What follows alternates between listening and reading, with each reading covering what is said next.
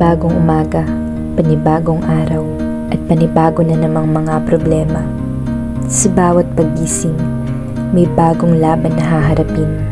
Mga pagsubok na tila walang katapusan. Mga hamon na parang kahirap lagpasan.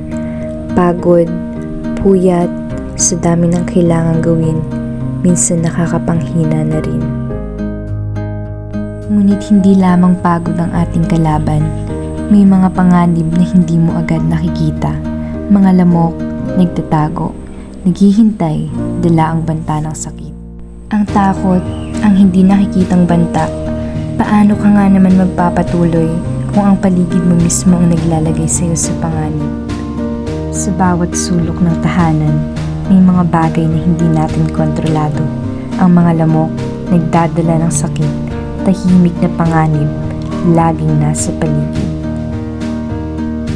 Pero buti na lang, may isang bagay na hindi ako pinapabayaan.